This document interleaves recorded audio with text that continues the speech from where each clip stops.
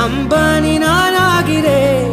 இந்த இன்ப மகாராஜ பெற்ற புது ரோஜ எலிசபெத் ராணியின் பேத்தியே தாயே தாயே மகளன வந்தாய்